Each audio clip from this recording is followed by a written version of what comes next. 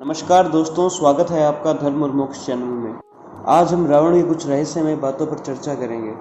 पूरी जानकारी के लिए वीडियो को प्लीज़ अंत तक देखें। इस दुनिया में कुल मिला के रामायण के 300 वर्जन हैं। अलग अलग ऋषि मुनियों के आधार पर इसमें कुछ बदलाव आते जाते हैं। सबसे ज़्यादा लोकप्रिय रामायण जो है वो है वाल्मीकि की रामायण।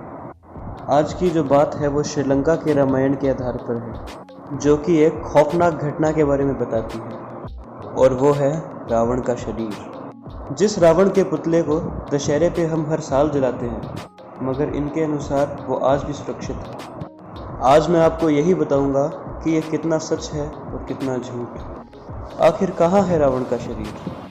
आज हम जानेंगे धर्म और मोक्ष में। मैं हूँ ऋषि। शुरुआत करते हैं आज की इस बात की। पहले बात करते हैं कि वाल्मीकि रामायण क्या कहती है रावण के शरीर के बारे में। रामायण के युद्ध कांड में जब राम रावण का वध कर देते हैं, तब राम जी विभीषण से अपने भाई रावण के शरीर को पूरे रीति रिवाज के साथ जलाने को कहते हैं। लेकिन जब विभीषण मना करते हैं, तब राम उन्हें कहते हैं कि रावण उनका भाई है और उनके शरीर को सही रीति रिवाजों के साथ जलाना ही उनका धर्म है। यह समझकर विभीषण सारे सही रीति रिवाजों के अनुसार रावण के शरीर को जला देते हैं। परंतु श्रीलंका का रामायण कुछ और ही कहता है। इसके अनुसार जब भगवान राम ने रावण का वध किया था, तब भगवान राम ने रावण का शरीर विभीषण को सौंप दिया था। परंतु लंका अधिपति बनने की जल्दी में विभीषण ने उनका शरीर सैनिकों को सौंप दिया था। तब रावण के कुछ वफादार सैनिकों ने उनके शरीर को नागकुल के लोगों को सौंप दिया। नागकुल का राजा रावण का करीबी दोस्त था। उन्होंने सोचा कि रावण का वध तो कोई नहीं कर सकता, इसलिए उन्होंने रावण को फिर से जिंदा करने की काफ़ी कोशिश की, परंतु हर बार वह नाकामयाब रहे। उन्हें लगता था कि रावण कभी ना कभी तो वापस जिंदा होगा, इसलिए उन्होंने रावण के शरीर का ममी बनाया। उस शरीर को हमेशा ताज़ा रखने के लिए कई किस्म के लेप आदि औषधियाँ लगाई गई। इन सब कार्यों के बाद उनके शरीर को सुरक्षित जगह पर रखा गया। इतना ही नहीं, श्रीलंका के लोग तो यह मानते हैं कि उन्हें पता है रावण का शरीर कहाँ है। आज श्रीलंका में 50 से भी ज़्यादा जगह ऐसी है जो रामायण से संबंधित है। उनमें से एक है यह जंगल, जहाँ आज भी रावण का शरीर है। इस विशाल जंगल का नाम है रागला फॉरेस्ट। इस रागला फॉरेस्ट में यह विशाल चट्टान कोई मामूली चीज़ नहीं है। इस चट्टान के 8000 फीट ऊपर एक गुफा है। इस चट्टान के आसपास बहुत ही विषैले सांप और जंगली जानवर हैं। लोग कहते हैं कि यह जंगली जानवर इस गुफा के आसपास दिखाई देते हैं और इस गुफा की सुरक्षा करते हैं। पहले हम इस चट्टान के बारे में जानते हैं। यह चट्टान लगभग 8000 फीट ऊंची है। यह चट्टान रागला फॉरेस्ट के बीचों बीच मौजूद है। इस चट्टान के ऊपरी हिस्से पर कुछ अजीब से चित्र दिखाई देते हैं। ये अजीब सी दिखने वाली रेखाएं असल में अक्षर है, परंतु इन अक्षरों को कोई पढ़ नहीं सकता, क्योंकि ये किस भाषा में लिखा है ये आज तक कोई नहीं जान पाया। खोजकर्ताओं के अनुसार ये प्राकृतिक नहीं, परंतु किसी इंसान द्वारा बनाई गई है, क्योंकि इस चट्टान के ऊपर जो लिखा हुआ है हूबहू वही अक्षर गुफा के अंदर भी लिखे हुए हैं। मगर वो चित्र या वो अक्षर किस ओर इशारा करते हैं यह कोई नहीं जानता। हो सकता है कि नागकुल के लोगों ने उस चट्टान के ऊपर कोई अहम जानकारी दी हो, या हो सकता है कि उन्होंने कोई चेतावनी दी हो। अब बात करते हैं इस चट्टान के 8000 फीट ऊपर गुफा के बारे में।